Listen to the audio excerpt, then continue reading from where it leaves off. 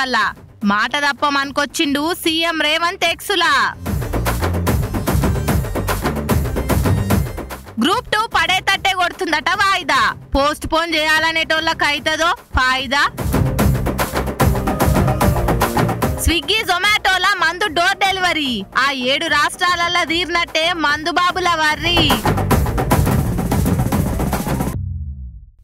6 గ్యారంటీలని చెప్పి ఆగం చేసిర్రు. పథకాల పేర్లు చెప్పి పబ్లిక్ ను మోసం చేసిర్రు. గద్దెనెక్కేదాకా 100 చెప్పిర్రు గాని ఇంత కుర్చీలో కూర్చున్నాక రందులు బాపిందే లేదనుకుంటా కార్ పాటోలుండి కాంగ్రెస్ సర్కార్ మీద 7 దోషుల్లా ఎర్రమన్నెత్తి పోస్తూనే ఉన్నారు. ఇక రుణమాఫీ ముచ్చటకొస్తే 2 మాటలు ఎక్కువనే అంటుండే. కానీ అలా సీఎం రేవంత్ సార్ ఇచ్చిన క్లారిటీ తోటి ఓ దిక్కు రైతులకు ఖుషి అయితే ఇంకో దిక్కు కార్ పాటోలు నారాజయ్యరు కావచ్చు.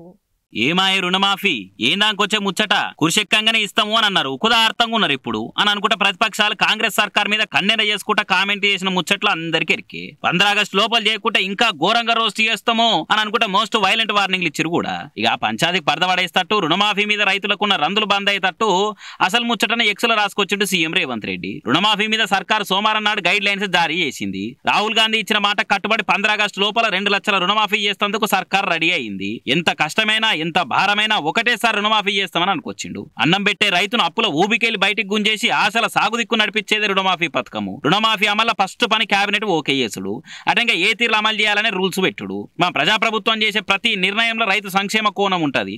ఇది రైతన్నకు మీ రేవంత్ అన్న మాట అని రాసుకొచ్చిండు. ఇక ఇది చూసి రైతులుండేమో అమ్మయ్య మొత్తానికి ఇప్పటికన్నా 15 ఆగస్టు నాటికి పరిశ్రమలు తీరుతాయని తెలిసిపోయింది అని అనుకుంటా మనసు నిమ్మలం చేసుకుంటే, కాంగ్రెస్ కార్యకర్తలు ఉండేమో చూసిర్రా ఇచ్చిన మాట తప్పుడు మా హ్యాండ్ పార్టీ గ్రాండ్ హిస్టరీలే లేదు అట్లుంటది మా ప్రజాపాలనతోని అని ఎలివేషన్లు ఇచ్చుకుంటే ఈ ముచ్చటను ఖుషీలో షేర్లు చేస్తున్నారు.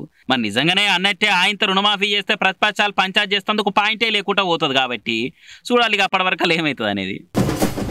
వారం 10 రోజుల సంధి గ్రూప్స్ 2 వాయిదయ్యాలి, డిఎస్సి వాయిదయ్యాలి, 1:100 మందిని పిలవాలి, మళ్ళా కొత్త నోటిఫికేషన్ తోని పోస్టులు పెట్టాలి అని నిరుద్యోగులే కొన్ని వర్గాలుగా విడిపోయి లొల్లిలు చేస్తుండ్రు. ఇంకొందరేమో అన్న టైంకే పరీక్షలు పెట్టాలి, గ్రూప్స్ అయితే అస్సలే వాయిదయ్యొద్దు, ఇప్పటికే 10 ఏళ్ళాయే అని అంటున్నారు. సర్కార్కి ఇప్పుడు ఇది విషమ పరీక్ష అన్నట్టే అయింది. కరవమంటే కప్ప కోపము ఇడవమంటే పాము కోపం అన్నట్టే అయింది గ్రూప్ పరీక్షల వ్యవహారంలో సర్కార్ పరిస్థితి. కాంగ్రెస్ ఇచ్చిన హామీలతోటి ఈసారన గ్రూప్స్ 2 అన్ని అనుకున్న టైంకే పరీక్షలు అవుతాయి అనుకున్నారు. కానీ ఇంతలో అన్ని పరీక్షలు ఒకటేసారి వస్తున్నాయి. ప్రిపరేషన్ కు టైం లేదు, పోస్టులు కూడా తక్కువ ఉన్నాయి. పోస్టులు పెంచి మళ్ళీ కొత్త నోటిఫికేషన్ ఇవ్వాలని ఓ వర్గం నిరుద్యోగులు జంగు చేస్తున్నారు. ఇంకొందరేం టైంకే పరీక్షలు పెట్టాలి, ఇప్పటికే 10 ఏళ్ళు అవుతున్నది, గ్రూప్స్ లో జాబ్స్ లేవు, ఎప్పుడో ఇచ్చిన నోటిఫికేషన్ కు ఎప్పుడో పరీక్షలు అన్నారు. మళ్ళీ ఎలక్షన్ కోడనే అట్లా కొన్ని వద్దులు వాయిదేసిర్రు.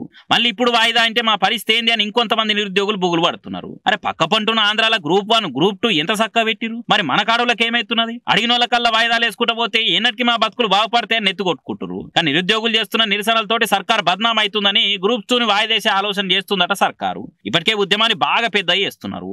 అరెస్టుల పర్వం నడుస్తున్నది, జనాల సర్కార్ మీద దుష్ప్రచారాన్ని నడుస్తున్నది. దాన్ని ఓగొట్టాలంటే వాయిదేస్తేనే మేలని కొంతమంది సీఎం సార్కు సలహాలు ఇస్తున్నారట. దాంతో సార్ కూడా మార ఆలోచన చేస్తున్నాడట. మరి చూడాలి ఏమైతుందో గానీ. కొందరైతే వాయిదేస్తేనే ఫాయిదా ఉంటుందని అంటుంటే ఇంకొందరేమో ఇంకెంతకాలం ఇట్లనే వాయిదాలు వేస్తారని భయపడుతున్నారు. వాన పడుతున్నా గానీ వైన్స్ల కాడ వరుసగా నిలబడి కొనుక్కుంటా, ఎంత మందున్నా ఎగబడి మందు సీసాలు తీసుకుంటా, మస్తు తిప్పలు పడైనా గానీ కుత్క దడుపుకొనిదే కుదార్థం గారు మందు బాబులు. అసొంటిది ఏకంగా ఆర్డర్ పెడితే ఆకిట్లనే వచ్చి మంది ఇచ్చిపోతారంటే ఊకుంటారా? అయినా ఇంతకు మందెందుకు అట్లా డోర్ డెలివరీ చేస్తారు, చెయ్యరు కదా అనుకుంటురా? అయితే చూడుర్రి మీకే క్లారిటీ వస్తుంది. సుక్క కోసం ఎంత దూరమైనా లెక్క చేయకుండా లిక్కర్ పట్ల ఒక్క తీరుగా నిక్కచ్చిగుండే పక్కా మందుబాబులకు నోట్ల చక్కెర పోసినట్టు అనిపించే ముచ్చటిది. స్విగ్గీ జొమాటోలతో ఇన్ని దినాలు ఎట్లయితే ఫుడ్ ఆర్డర్ పెట్టుకున్నామో ఇప్పటి సంది మందు సీసాలు కూడా పెట్టుకోవచ్చునట. బెంగాల్, ఒడిశా రాష్ట్రాల్లో ఇప్పటికే మందు డోర్ డెలివరీ సాల్వ్ అవుతున్నది. ఇప్పుడు కొత్తగా ఇంకో 7 రాష్ట్రాలు అమలు చేసేందుకు ఆ సర్కారు ఆలోచనలు చేస్తున్నాయట. దీనికోసానికి స్విగ్గీ జొమాటోస్ అంటే ఆన్లైన్ ప్లాట్ఫామ్లతో మందు కంపెనీలు మీటింగ్లు నడిపిస్తున్నారట.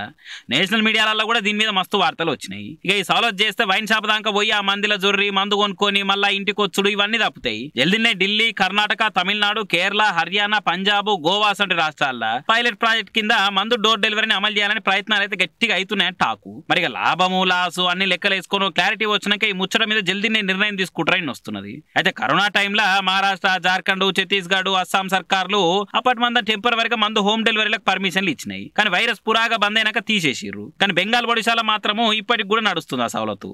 అయితే డోర్ డెలివరీకి పర్మిషన్ ఇచ్చినాక మందు సేల్స్ 20 నుంచి 30% పెరిగినాయట. మరి ఆయనతో చాలా రాష్ట్రాల్లో పెడితే మన తాను కూడా మాకు కావాలి మందు డోర్ డెలివరీ అని మందు బాబులు పట్టు పట్టినా చెప్పలేం చూడుర్రి. ప్రభుత్వాలు మారినప్పుడల్లా పథకాలు మారుతుంటాయి, అవి పేర్లు మారుతుంటాయి. కొన్ని ఉంచుతారు, కొన్ని తీసేస్తారు, కొన్ని అట్లనే నడిపిస్తారు. ఎవరు ఇష్టం ఉన్నట్టు వాళ్ళు నడిపిస్తారు. గట్లనే బీఆర్ఎస్ సర్కారు ఉన్నప్పుడు బీద పిల్లల కోసం సర్కార్ బల్లల్లా బ్రేక్ఫాస్ట్ పథకాన్ని పెట్టింది. అయితే ఇప్పుడు అది బంద్ అయిందట. అగో ఈగోలకు పోకుండా దాన్ని మళ్ళా నడిపియాలి అని డిమాండ్ చేస్తుండు మాజీ మంత్రి కేటీఆర్ సారు. నిరుడు దసరాప్పుడు సర్కార్ బలాల చదువుకునే బీద పిల్లలకు పోషకాహార లోపం ఉండొద్దని కేసీఆర్ సర్కారు బ్రేక్ఫాస్ట్ పథకాన్ని పెట్టింది. ఆ పథకం కింద పిల్లగాళ్ళకు రోజు బడికి పోగానే ఇడ్లీ, ఉప్మా, కిచిడి, పోహ, రాగి జావా వంటి నాష్టాన్ని పెట్టేటోళ్ళు. పగటి బువ్వ పగటికే పెట్టేటోళ్ళు. దీంతో పిల్లగాళ్ళకు బలంగా తిండి పెట్టినట్టు ఉంటది, మంచిగా ఉంటదని సర్కారు ఆలోచన చేసినప్పుడు. అయితే కాంగ్రెస్ సర్కార్ వచ్చినాక ఆ పథకాన్ని బంద్ పెట్టిరట. తమిళనాడు సర్కారు చేసిన ఈగరం చూసి తెలంగాణలో కూడా మేము అదే పథకాన్ని పెట్టినాము. అరే అసలు పథకాన్ని వీలైతే విస్తరించాలి కానీ బంద్ చేసుడు ఏమన్నా భావ్యమేనా? ఇప్పటికైనా జర ఆలోచన చేసి బ్రేక్ఫాస్ట్ పథకాన్ని మళ్ళీ నడిపేయాలని అంటున్నాడు కేటీఆర్ సారు. ట్విట్టర్ లో ట్వీట్ పెట్టి సర్కార్ను డిమాండ్ చేసిండు. మరి కాంగ్రెస్ గవర్నమెంట్ ఆ పథకాన్ని ఎందుకు ఆపిందో తెలియదు కానీ పథకం అయితే బీదలకు మేలు చేసేటట్టే ఉంటుండే. గసంటి వాటికి రాజకీయాలు అంటగట్ట కూడా నడిపిస్తేనే మంచిదని అంటున్నారు బీద పిల్లల తల్లిదండ్రులు. అర్రే వా, సర్కార్ హాస్టళ్లల్లా ఆఫీసర్లు వండేటోళ్ళు ఏమన్నా కమాల్ ఐడియాలు చేస్తుర్రా? హాస్టళ్లల్లా ఎలుకలు తిరుగుతున్నాయి, ఫుడ్లా పురుగులు పడుతున్నాయి, బల్లులు ఈత కొడుతున్నాయి అని పిల్లులను దించుతున్నట్టుండ్రు.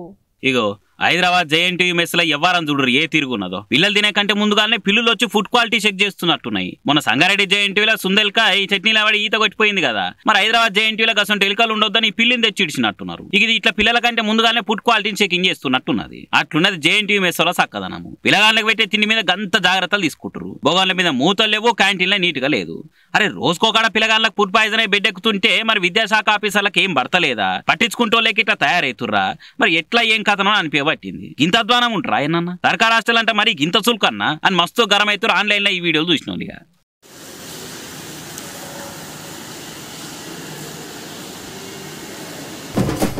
కూలినాలు చేసి వాళ్ళు తిన్నా తినకున్నా మనకు 3 పూటలు కడుపు నిండా తినబెట్టి అప్పో సొప్పో చేసి మంచిగా చదువుపియాలని మస్తు దండలాడుతుంటారా అయ్యవ్వ.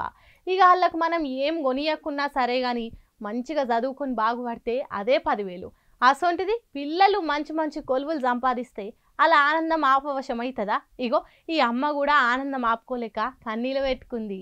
మామూలుగా సీఏ కొలువు సాధించుడంటే జర కష్టమే అని చెప్పాలి. 24 గంటలు కూర్చొని చదివినా కూడా ఆఖరి నిమిషంలో చేతి దాకొచ్చిన 2-3 మార్కుల తేడాతోటి కింద మీద చేజారిపోతుంటది. కానీ గీన అమ్మకిచ్చిన మాట నిలబెట్టుకుండు. ఈ అమ్మ కూరగాయలు అమ్ముకుంటా ఇల్లు సంసారం నడిపిస్తుంది.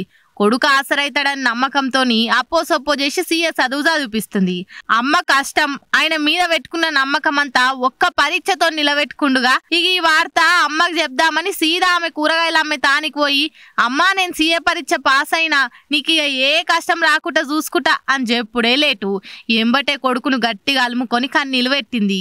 ఇక మన కష్టాలన్నీ తీరినట్టే బిడ్డ, నీ కష్టం ఖరాబ్ కాలే అనుకుంటా చిన్నగా మురవలేదు తల్లి కొడుకులు. ఈ వీడియోను మహారాష్ట్ర పబ్లిక్ వర్క్స్ డిపార్ట్మెంట్ మంత్రి రవీంద్ర చవాన్ సోషల్ మీడియాలో షేర్ చేస్తే లైకులు కామెంట్లతో దూసుకుపోతుంది.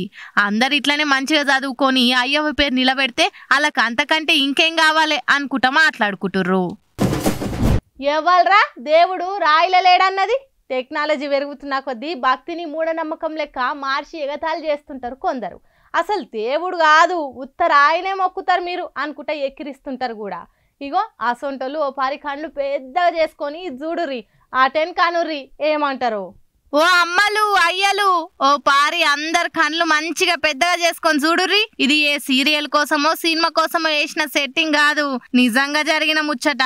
ఆడ అంత జాగున్నా కూడా అదంతా ఇడ్చబెట్టి చక్కగా పోయి లింగం చుట్టూ ఎట్లా పడిగిపి నిలబడ్డదు చూడురి. సేమ్ ఫోటోలల్లా ఎట్లుంటదో అచ్చు గుద్దినట్టు పాము శివుని చుట్టూ గట్లనే నిలబడ్డది. ఇదేడనో కాదు, ఆ రామలింగేశ్వరుడు కొలువు తీరిన శ్రీశైలం పాతాల గంగ కాడ చంద్రలింగానికి నాగు పాము గిట్ల చుట్టుకుంది. కాతమిగా మందంతా పాము కాటేస్తదన్న భయం కూడా లేకుట ఫోన్లల్లా వీడియోలు ఫోటోలు తీసుకుంటా మురువబట్టిర్రు. ఇది చూసి దేవుడు ఉన్నాడు అన నీకే ఇంతకంటే పెద్ద నిదర్శనం ఏం కావాలి? ఇప్పుడు అనుర్రి ఎవలంటారో దేవుడు లేడని.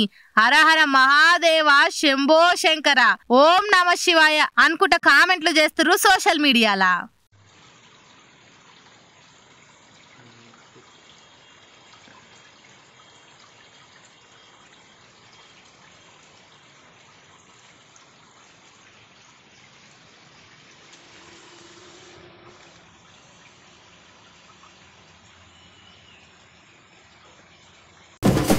చూసిరానులా నేను పట్టుకొచ్చిన ముచ్చట్లు ఎట్లున్నాయో ఇంకిన్ని ముచ్చట్లతోటి మళ్ళా కలుద్దాం. అప్పటిదాకా చూస్తూనే ఉండరు మైక్ టీవీ ముచ్చట్లు.